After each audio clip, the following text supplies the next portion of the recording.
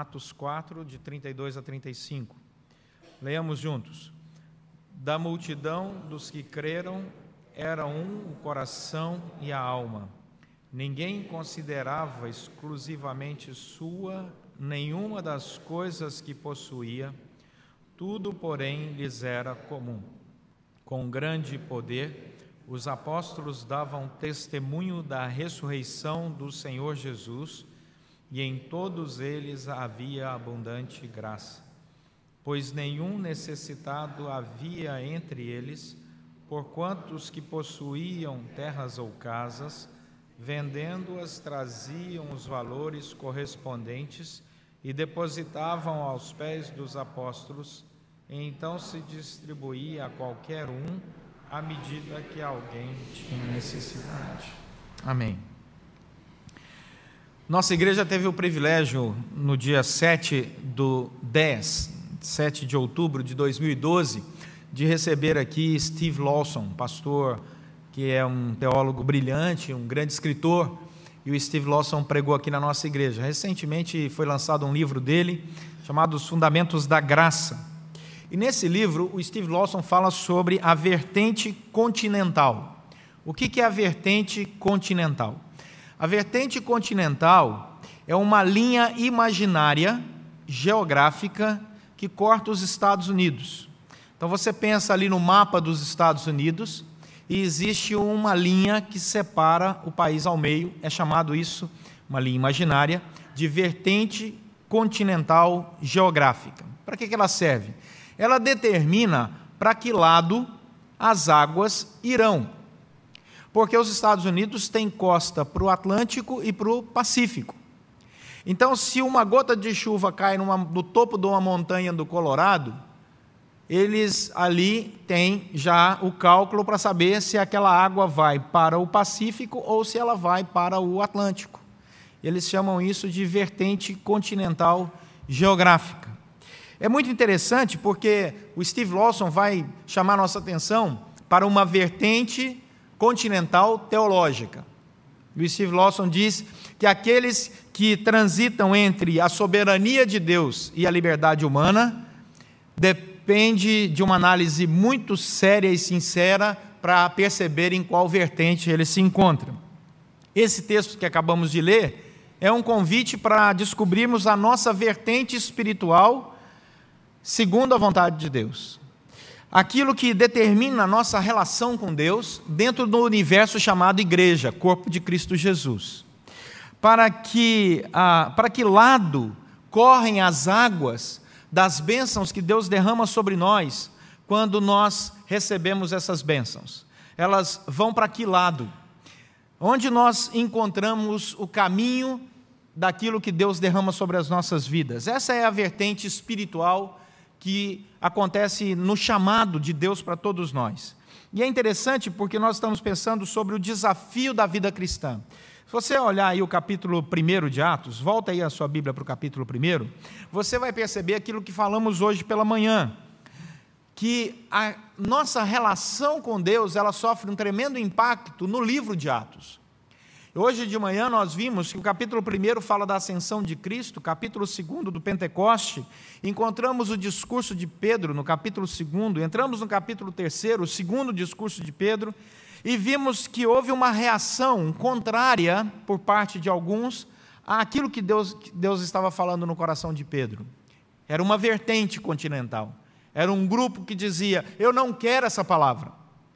Por outro lado, encontramos também aqui no capítulo 4, pessoas aceitando a palavra e se somando àqueles que já haviam aceitado a palavra do capítulo 2, do primeiro discurso de Pedro, e vemos uma outra vertente continental, pessoas que aceitaram a palavra e que agora essa multidão estava reunida para servir o Senhor.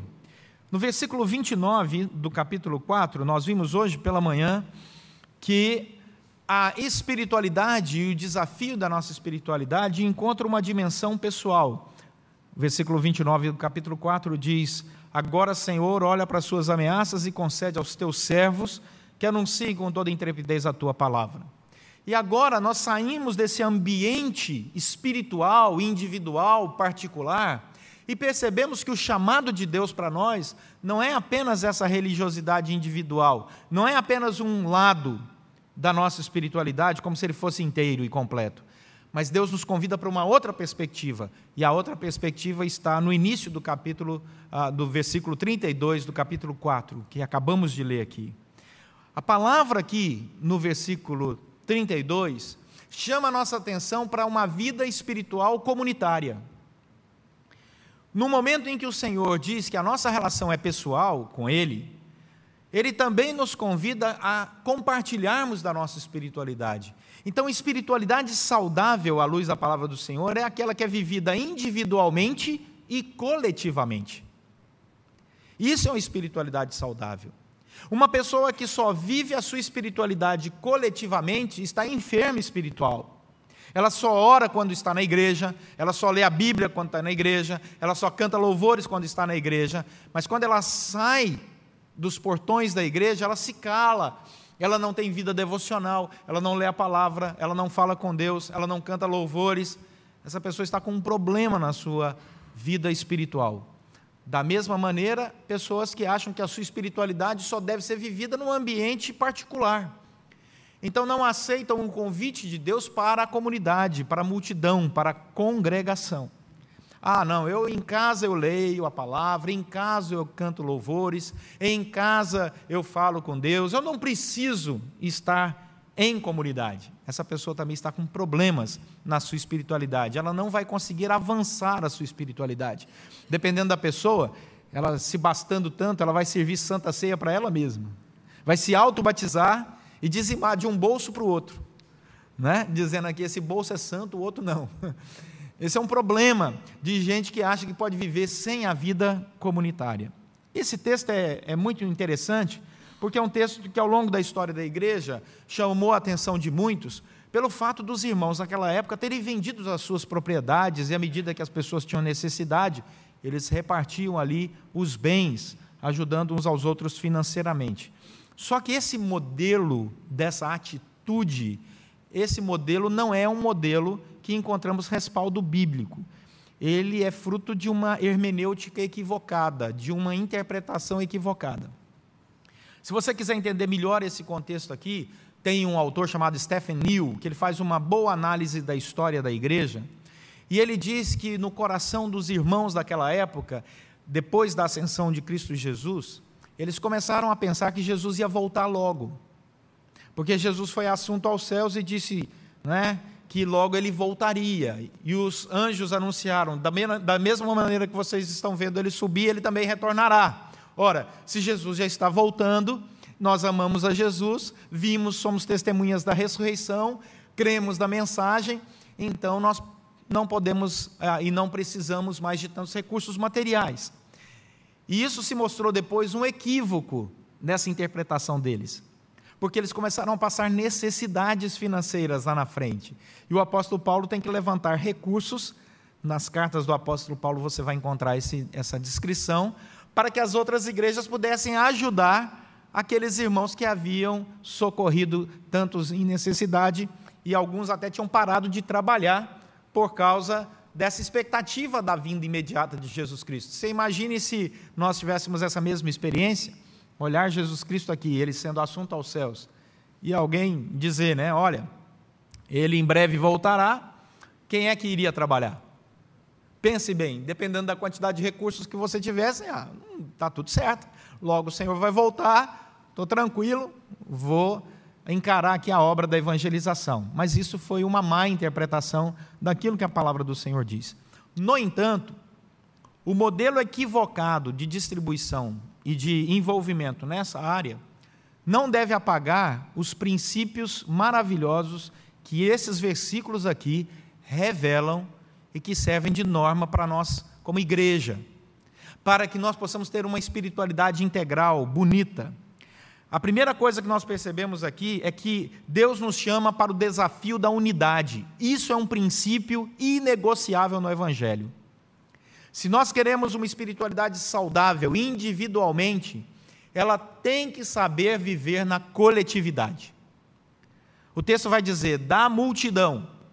nós somos chamados para a unidade, e unidade só é possível com outra pessoa. Ninguém é chamado para ser unido em si mesmo, né? Viva a sua unidade com você mesmo. Você tem que ser um ser unido com você mesmo. Não, a Bíblia vai dizer que a unidade se manifesta para fora. E aí o texto vai dizer que isso é fruto da graça de Deus.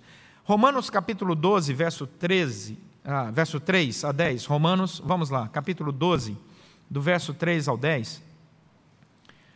Apóstolo Paulo, escrevendo à igreja em Roma, ele fala sobre a necessidade dessa unidade, da visão da igreja pela unidade.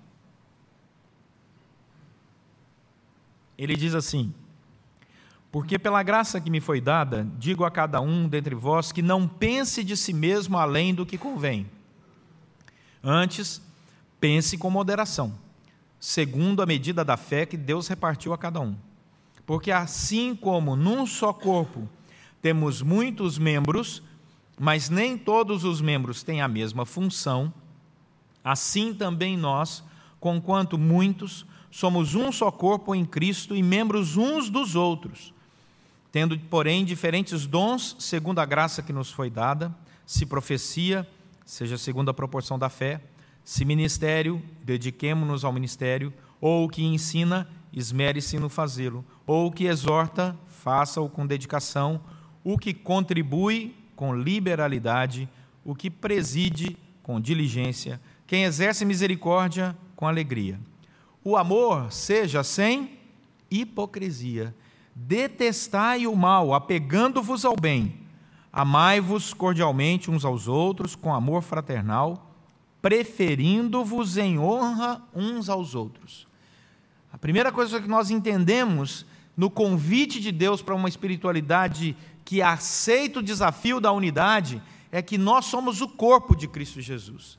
Nós somos pessoas diferentes, membros diferentes, com funções diferentes, mas todos esses membros são extremamente importantes. A gente descobre isso quando dá um chute num móvel ao passar e o dedinho fica, e aí você descobre a importância do dedinho no corpo, não é? Como ele é importante. Tem muitos irmãos na igreja que falam assim: eu queria ser os olhos, para que todos pudessem me contemplar. Mas você é dedinho, meu irmão. Eu quero te dizer que o dia que você machuca, o corpo inteiro sofre por experiência própria. Porque você tem um grau de importância muito grande. Todos os membros são importantes no corpo de Cristo. O Simon Kistemaker, um comentarista, diz que o segredo da unidade nesse texto está no fato de que quem colocou essa multidão junta foi o Espírito Santo de Deus. Então, como é que esse povo vivia a unidade? Eles tinham a plena convicção de que o Espírito Santo os havia reunido naquele lugar para realizar uma missão. Eles não foram lá deliberadamente, como fruto de uma compreensão ideológica, política, social. Não. Quem reuniu aquele povo foi o Espírito Santo. Portanto, a primeira coisa que nós precisamos entender é que para enfrentarmos os desafios da nossa espiritualidade aí fora, nós temos que encarar com muita seriedade o chamado de Deus para nós, pela obra do Espírito Santo, para vivermos a unidade na multidão do povo de Deus. Isso é uma bênção na nossa vida, fazer parte do corpo do Senhor. Não existem barreiras sociais, econômicas, políticas, raciais, que o Espírito Santo de Deus não possa quebrar. A igreja é esse santo ajuntamento de pessoas tão diferentes, mas que se amam e se somam pela graça de Deus. A unidade só é possível porque ela nasce de uma fé única. Olha o que o texto diz aí no versículo 32 de Atos capítulo 4. Da multidão dos que creram. O que qualificava a multidão era a fé. Você pode ajuntar uma multidão sem fé. Você pode fazer uma multidão se reunir para a guerra. Você pode reunir uma multidão para destruir um lugar. Você pode reunir uma multidão para um show de rock. Mas essa multidão não tem esse tipo de intenção. Essa multidão nasce da ação do Espírito Santo de Deus e ela está pautada na fé. A multidão dos que creram. Quem não cria, não podia caminhar nessa multidão. Quem não crê, não consegue viver na multidão dos santos. Ele não se sente parte. Ele não compreende, ele não entende. Ele pode até ideologicamente por um tempo andar com o povo de Deus. Hebreus 6 vai falar sobre isso. Experimentar algumas coisas da vida em comunhão. Hebreus 6 conta isso.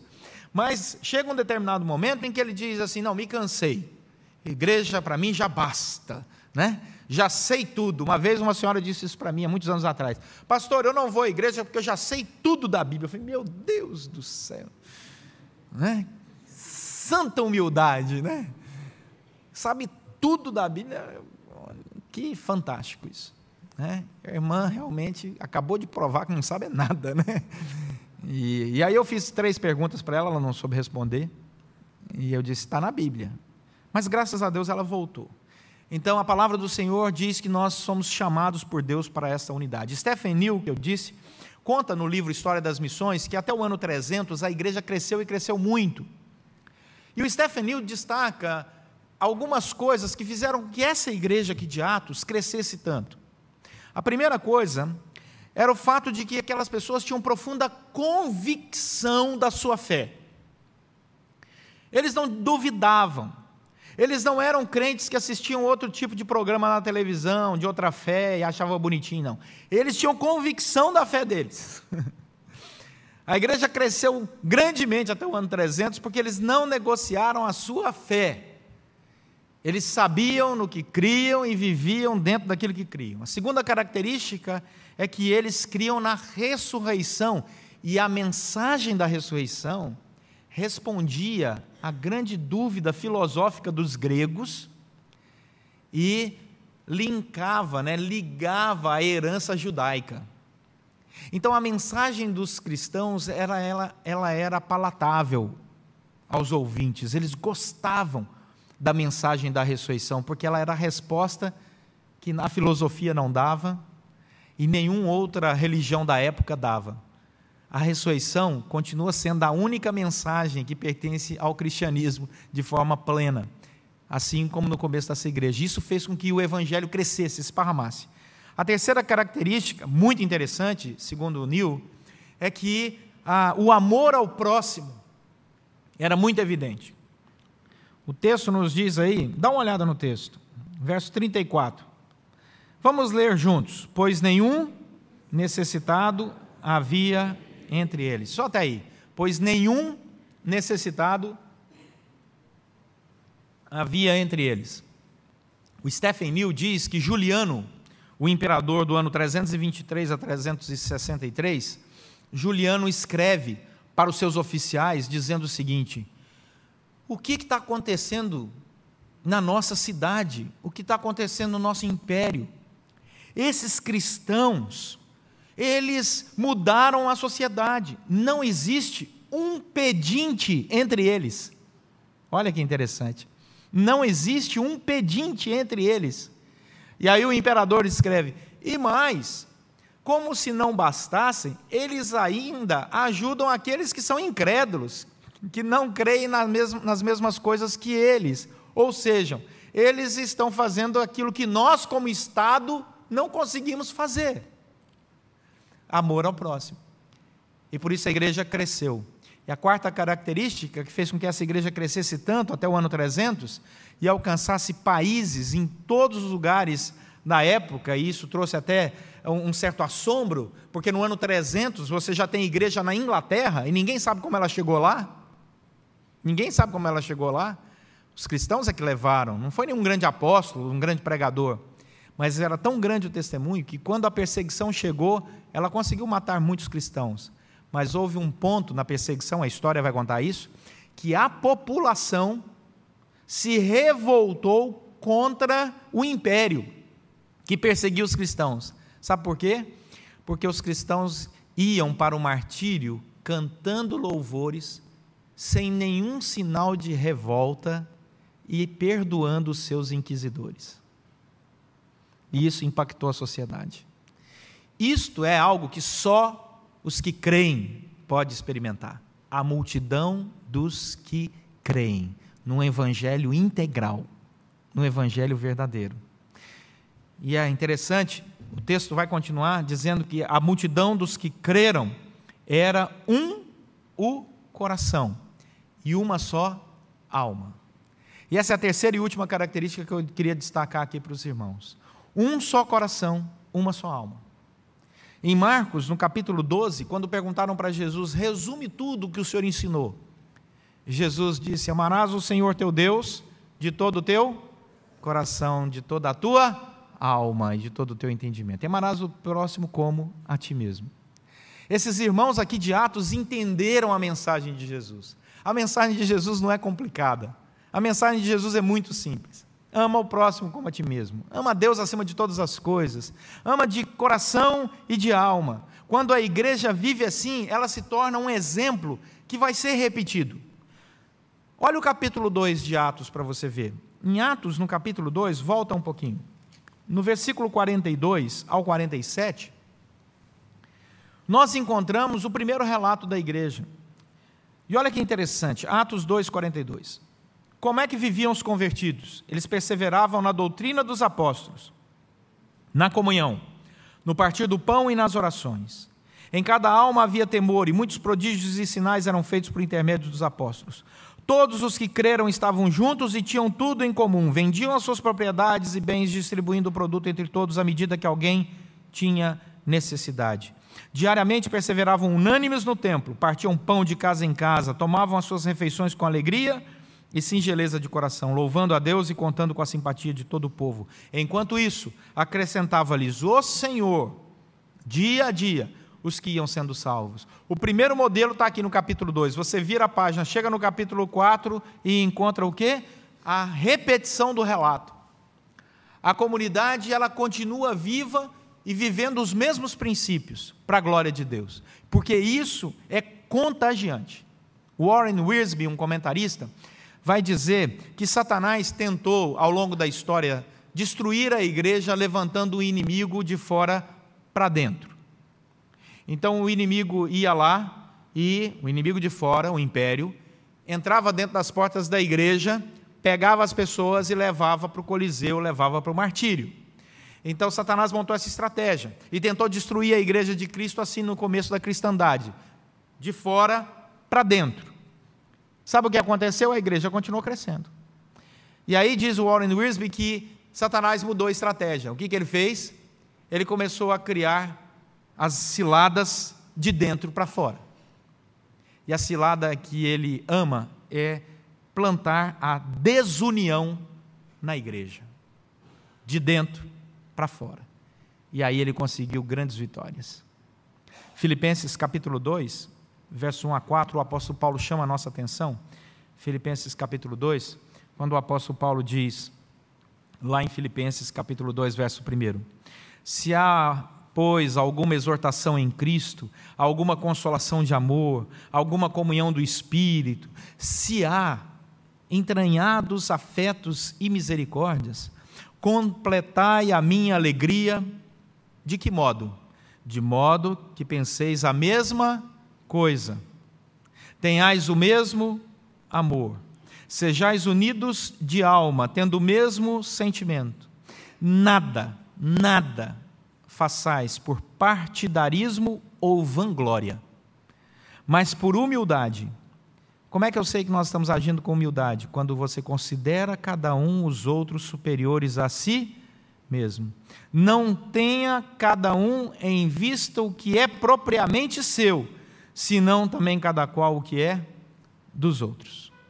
Essa é a palavra do apóstolo Paulo para chamar nossa atenção sobre a importância da unidade de uma igreja que olha para si e diz, nós temos uma mensagem, nós temos uma missão, nós temos uma responsabilidade. Daí, volta lá para Atos capítulo 4, versículo 32. Porque a multidão estava reunida, a multidão cria nessa mensagem do Evangelho e vivia com um só coração e uma só alma, ele passa a descrever a prática da igreja. Aí nós entendemos a prática. Ninguém considerava exclusivamente as coisas que tinha, cada um repartia, se importava com o outro, vivia na comunhão e assim por diante. Isso é a descrição do que o começo do versículo 32 está dizendo. A tese é o versículo 32. Da multidão dos que creram, havia um só coração e uma só alma. Essa é a tese. Como é que isso se manifestava na prática? Aí ele passa a descrever. Meus irmãos, a pergunta que não quer calar. Tá bom, pastor, o senhor falou, mas o que é que eu levo para casa? Jesus Cristo veio para nos resgatar do império das trevas da nossa própria alma. Nós fomos rebeldes ao projeto original de Deus e caminhamos para tão longe de Deus que nada que nós pudéssemos fazer, nenhuma boa obra, nenhuma boa ação, poderia nos reconciliar com Deus. Então Deus vem e nos resgata. Cristo Jesus morre na cruz para pagar o nosso pecado, o preço do nosso pecado, para que todo aquele que nele crê não pereça, mas tenha vida e vida eterna. E Jesus ressuscita ao terceiro dia, para mostrar para nós que a vida eterna não era só uma proposta futura, mas era algo que se iniciava ali, de maneira clara, imediata, para que nós pudéssemos contemplar as maravilhas da promessa do Senhor.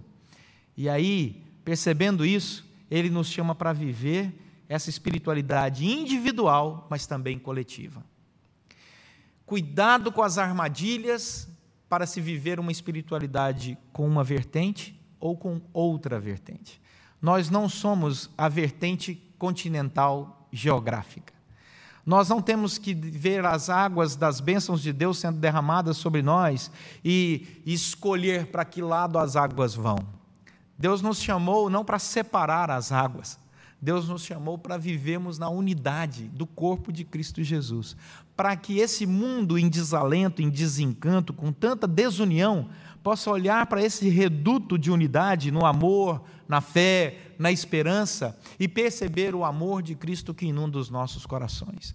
A humildade daqueles que desejam apenas servir e não ser servido pela fé em Cristo Jesus. É isso que o mundo precisa ver como igreja. E nós somos as pedras vivas que Deus assentou umas sobre as outras e chamou de igreja, como o apóstolo Pedro diz, para que possamos manifestar a graça de Deus. Esse é o nosso propósito, essa é a nossa missão. Não permita que ninguém critique a igreja de Cristo Jesus. Quando alguém falar, você diz, olha, eu sei que existem muitas coisas erradas por aí, mas a igreja de Cristo Jesus é bela. A igreja de Cristo Jesus foi paga com alto preço do sangue dele derramado na cruz. A igreja de Cristo Jesus é o lugar onde nós nos reunimos como multidão que tem uma só fé para servir, para amar, para viver o evangelho na sua inteireza. E eu sou parte dessa igreja. Eu sou parte dessa igreja. E eu tenho muita alegria. E sonho o dia em que você possa também vir somar, porque essa igreja está sempre com as portas abertas, para que o Senhor traga mais pessoas e possamos viver essa unidade maravilhosa, que às vezes chega a ser utópica, né? Você olha e fala, será possível alguém viver numa igreja dessa? Sim, nós somos essa igreja. Nós fomos chamados para viver essa unidade. Que o Senhor assim nos conduza para a glória dEle, nessa vertente espiritual saudável, que só o Senhor pode gerar nos nossos corações. Nós temos uma música lindíssima, e eu queria que nós cantássemos essa música. Ela fala sobre essa confissão de fé. É uma música histórica, né? Aqui a gente vai saber quantos anos você tem de igreja se você souber cantar de cor, né? Mas nós vamos jogar ela lá no telão para te ajudar, tá certo? Essa música, ela é uma confissão de fé com base nesse texto. Eu queria que você cantasse essa música nessa profissão de fé. E quem sabe que você cantarolasse essa música essa semana toda, alegre pelo fato de que Cristo Jesus te resgatou e te chamou para ser corpo de Cristo. E também com a alegria de servir através do corpo de Cristo Jesus. Vamos cantar.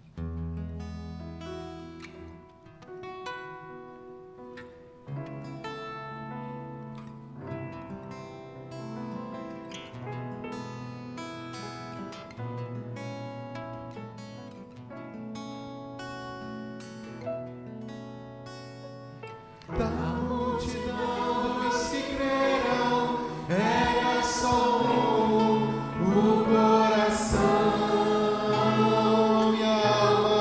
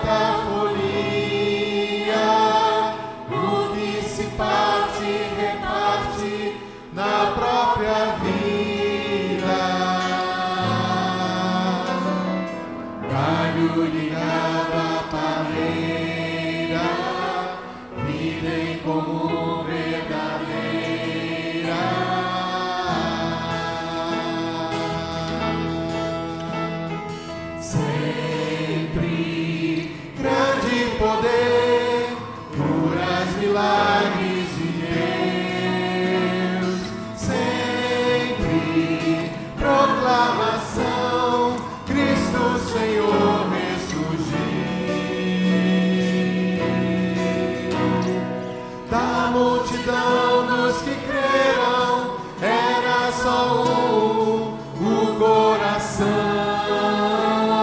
e a alma, muita alegria, singela vida. Na simpatia de todos, nasce a igreja de novo, povo de Deus, sal e luz para todos os povos. Sempre grande poder, curas, milagres de Deus. Sempre proclamação, Cristo Senhor ressurgiu. Da multidão dos que creram, era só o coração e a alma, muita alegria, singela vida. Na simpatia de todos, nasce a igreja de novo, povo de Deus, sal e luz para todos os povos.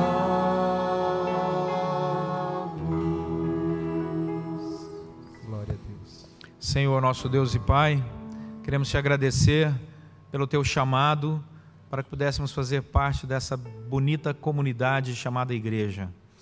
Que o Senhor nos dê sempre a alegria de entrarmos pelas portas da tua casa e servir ao Senhor com inteireza de coração e alma, para a glória do teu próprio nome.